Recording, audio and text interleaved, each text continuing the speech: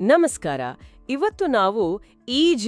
ಪ್ರ್ಯಾಟ್ ಅವರ ಒಂದು ಅದ್ಭುತ ಕವಿತೆ ದ ಡೈಯಿಂಗ್ ಈಗಲ್ ಅಂದ್ರೆ ಸಾಯುತ್ತಿರುವ ಹದ್ದು ಇದ್ರ ಬಗ್ಗೆ ಸ್ವಲ್ಪ ಆಳವಾಗಿ ಮಾತಾಡೋಣ ಅಂತಿದ್ದೇವೆ. ಪ್ರ್ಯಾಟ್ ಕೆನಡಾದ ಬಹಳ ಮುಖ್ಯ ಕವಿಗಳಲ್ಲಿ ಒಬ್ರು. ನಮ್ಮತ್ರ ಈ ಕವಿತೆಯ ವಿಶ್ಲೇಷಣೆಯ ಕೆಲವು ಆಯ್ದ ಭಾಗಗಳಿವೆ. ಈ ಕವಿತೆ ಒಂದು ಕಾಲದಲ್ಲಿ ಆಕಾಶದ ದೊರೆಯಾಗಿದ್ದ ಹದ್ದಿನ ಕೊನೆಗಾಲವನ್ನ ತೋರಿಸುತ್ತೆ. ಆದ್ರೆ ಇದು ಬರೀ ಒಂದು ಹಕ್ಕಿಯ ಸಾವಿನ ಕಥೆನಾ? ಅದಕ್ಕಿಂತ ಹೆಚ್ಚೇನೂ ಇದೆ ಅಲ್ವಾ? ಹೌದು, ಖಂಡಿತವಾಗಿಯೂ. ಇದು ಕೇವಲ ಒಂದು ಪಕ್ಷಿಯ ಸಾವಲ್ಲ.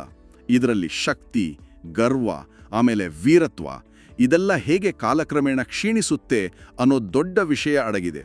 ಸರಿ, ಹಾಗಾದ್ರೆ ಬನ್ನಿ ಇದರ ಒಂದೊಂದೇ ಪದರಗಳನ್ನ ಬಿಚ್ಚಿ ನೋಡೋಣ. ಖಂಡಿತ.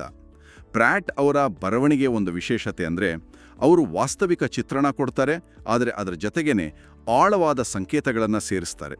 ಈ ಹದ್ದಿದೆಯಲ್ಲ, ಇದು ಬರೀ ಪ್ರಕೃತಿಯ ಒಂದು ಭಾಗ ಅಲ್ಲ. ಇದು ಮನುಷ್ಯರ ಸ್ಥಿತಿ, ನಮ್ಮ ಹೋರಾಟಗಳು, ನಮ್ಮೆಲ್ಲರ ಅಂತ್ಯಗಳಿಗೂ ಒಂದು ರೀತಿ ಕನ್ನಡಿ ಹಿಡಿದಾಗೆ. ನಿಜ. ಹಾಗಾದ್ರೆ ಮೊದಲು ಏನ್ ಬರುತ್ತೆ? ಕವಿತೆ ಶುರುವಾಗುವುದೇ ಒಂದು ವಿಷಾದದ ಚಿತ್ರಣದಿಂದ ಅಲ್ವಾ? ಒಂದು ಕಾಲದಲ್ಲಿ ಗಿರಿಯ ಶಿಖರದಿಂದ ಮೋಡಗಳ ಆಚೆಗೆ ಅಷ್ಟು ಎತ್ತರದಲ್ಲಿ ನಿರ್ಭಯವಾಗಿ ಆಳಿದ ಆ ಹದ್ದು ಈಗ ವಯಸ್ಸಾಗಿ ಬಳಲಿ ರೆಕ್ಕೆಗಳಲ್ಲಿ ಮೊದಲಿನ ಬಲ ಇಲ್ಲದೆ ಕುಳಿತಿದೆ.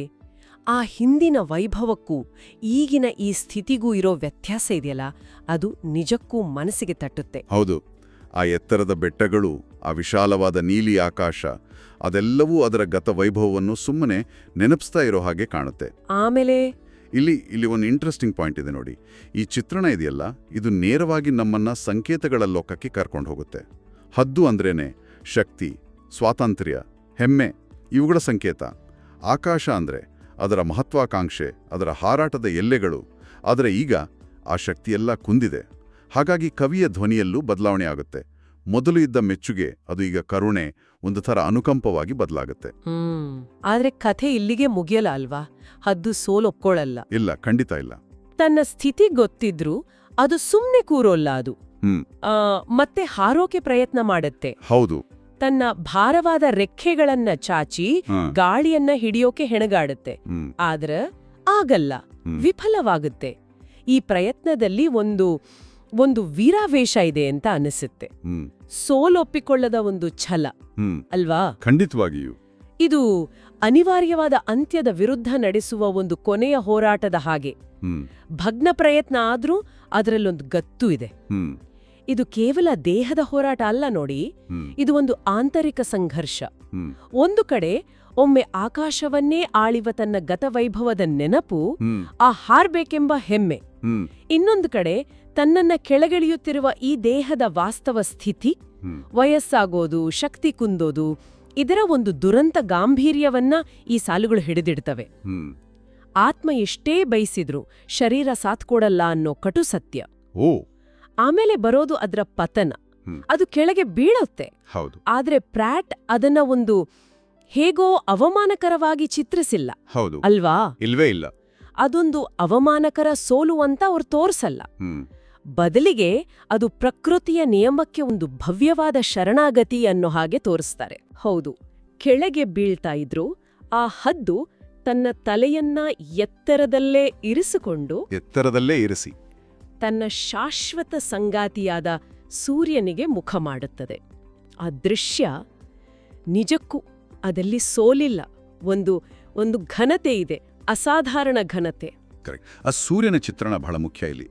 ಸೂರ್ಯ ಅಂದ್ರೆ ಬರೀ ಆಕಾಶದಲ್ಲಿರೋ ಒಂದು ವಸ್ತು ಅಲ್ಲ, ಅದು ವೈಭವ, ಅಮರತ್ವ ಮತ್ತು ಪರಂಪರೆ ಹೇಗೆ ಮುಂದುವರಿಯುತ್ತೆ ಅನ್ನೋದರ ಸಂಕೇತ.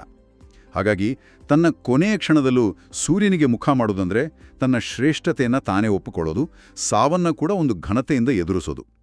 ಪ್ರ್ಯಾಟ್ ಬಹುಶಃ ಇದನ್ನೇ ಹೇಳೋ ಪ್ರಯತ್ನಿಸ್ತಿದ್ದಾರೆ. ನಾವು ನಮ್ಮ ಅಂತ್ಯವನ್ನ ಹೇಗೆ ಸ್ವೀಕರಿಸ್ತೀವಿ ಅನ್ನೋದ್ರಲ್ಲೇ ನಮ್ಮ ನಿಜವಾದ ಹಿರಿಮೆ ಇರೋದು ಅಂತ. ಆಮೇಲೆ ಕೊನೆಯಲ್ಲಿ ಕವಿ ಏನ್ ಮಾಡ್ತಾರೆ ಅಂದ್ರೆ ಗಮನವನ್ನ ಹದ್ದಿನ ಭೌತಿಕ ಸಾವು ಅಂದ್ರೆ ಅದರ ದೇಹದಿಂದ ಅದರ ಸಾಂಕೇತಿಕ ಅರ್ಥದ ಕಡೆಗೆ ತಿರುಗಿಸ್ತಾರೆ. ಹದ್ದಿನ ದೇಹ ಮಣ್ಣು ಸೇರಬಹುದು, ಆದ್ರೆ ಅದರ ಚೈತನ್ಯ, ಅದರ ಅದಮ್ಯ ಹಾರಾಟ, ಅದು ಜನರ ನೆನಪಿನಲ್ಲಿ, ಕಥೆಗಳಲ್ಲಿ, ದಂತಕಥೆಗಳಲ್ಲಿ ಶಾಶ್ವತವಾಗಿ ಉಳಿಯುತ್ತೆ ಅಂತ ಹೇಳ್ತಾರೆ. ಆ ಹಾರಾಟದ ಚಿತ್ರಣ, ಅದು ಅಚ್ಚಳಿಯದೆ ಉಳಿಯುತ್ತೆ. ಹೌದು, ಇಲ್ಲಿಂದ ಕವಿತೆ ಒಂದು ವ್ಯಕ್ತಿಯ ಕಥೆಯಿಂದ ಸಾರ್ವತ್ರಿಕ ವಿಷಯಕ್ಕೆ ಹೋಗುತ್ತೆ. ಈ ಸಾಯುತ್ತಿರುವ ಹದ್ದು ಯಾರಿರಬಹುದು?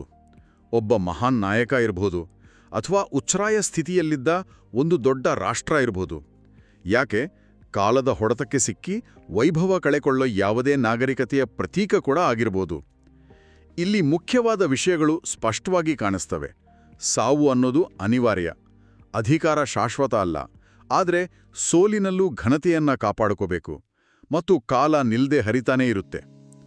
ಕವಿತೆಯ ಒಟ್ಟು ಧ್ವನಿ ಹೇಗಿದೆ ಅಂದ್ರೆ ಗಂಭೀರವಾಗಿದೆ, ಯೋಚನೆ ಮಾಡೋ ಹಾಗಿದೆ, ವೀರರಸ ಇದೆ, ಅದೇ ಜೊತೆಗೆ ಒಂದು ವಿಷಾದದ ಎಳೆನೂ ಇದೆ. ಕನ್ನಡದಲ್ಲಿ ಹೇಳೋದಾದ್ರೆ ಒಂದು ಗತ್ತು ಗೈರತ್ತು ಇರೋ ವಿಷಾದ ಅಂತಾರಲ್ಲ ಹಾಗೆ. ಹಾಗಾದ್ರೆ ಈ ಎಲ್ಲ ವಿಶ್ಲೇಷಣೆ ಕೇಳಿದ್ಮೇಲೆ ನಮ್ಗೆ ಏನ್ ಅರ್ಥ ಆಗುತ್ತೆ? ಈ ಸಾಯುತ್ತಿರುವ ಹದ್ದು ಕೇವಲ ಒಂದು ಪ್ರಾಣಿಯ ಕಥೆಯಾಗಿ ಉಳಿಯಲ್ಲ. ಇದು ಶಕ್ತಿ, ಅದರ ಅವನತಿ, ಘನತೆ ಮತ್ತು ಸಾವಿನಲ್ಲೂ ಉಳಿಯಬಹುದಾದ ಚೈತನ್ಯ, ಇಂತಹ ದೊಡ್ಡ ದೊಡ್ಡ ವಿಷಯಗಳನ್ನ ನಮ್ಮ ಮುಂದೆ ಇಡುತ್ತೆ. ಖಂಡಿತ. ಅಂತ್ಯದಲ್ಲೂ ಒಂದು ಸೌಂದರ್ಯ ಇರಬಹುದು, ಒಂದು ಶ್ರೇಷ್ಠತೆ ಇರಬಹುದು ಅಂತ ತೋರಿಸುತ್ತೆ. ಖಂಡಿತ.